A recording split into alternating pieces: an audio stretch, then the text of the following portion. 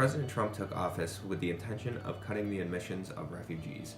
He has made the claim that radical Islamic terrorists are the largest threat to American citizens and has implied that their principal means of attack will come through the refugee program. This belief is held despite America possessing one of the most stringent and successful vetting programs for refugees. Not only is our vetting process second to none, but according to the Cato Institute on September 13, 2016, the chance of an American being murdered in a terrorist attack caused by a refugee is 1 in 3.64 billion per year. President Trump has cited the 9/11 terrorists as justification for bans on his selected countries on his list, but the fact remains that those specific terrorists came from Saudi Arabia and other countries not on the banned list.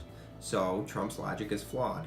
There have been more terror attacks carried out on American soil since the 9/11 by either radical racists, radical Christians, or just disgruntled agnostic people.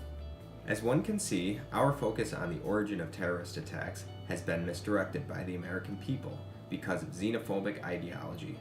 So what are the moral implications of banning refugees, one might ask? I'll focus on Syria because the president has singled out these people, declaring an indefinite ban on refugees from this country. In 2011, during the Arab Spring uprising, Syrian discontent with the Assad regime ignited a civil war within the country.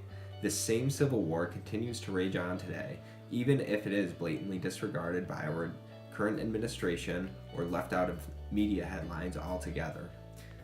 As often happens in any war, civilian and innocent bystanders, which have a higher percentage of women and children, become victims. The Syrian war has not been an exception. The Assad regime has taken a very active role in the mass slaughter of the people of Syria.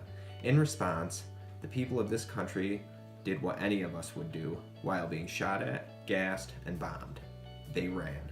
Many of their stories can be found online, with their explanation of what it was like to drop everything and run. A common theme found in all their stories is that they have been running from the horrors of which many of us will never know. They have all lost loved ones and they just want to be somewhere safe.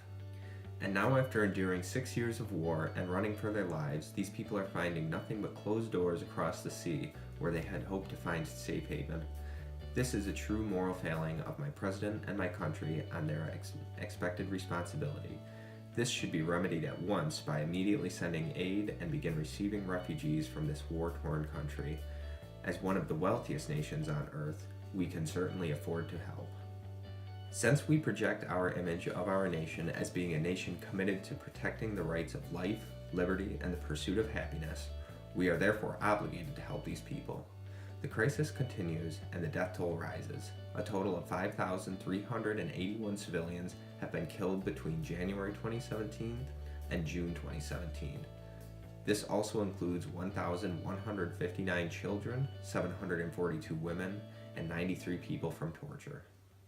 From one human to another, my door is open.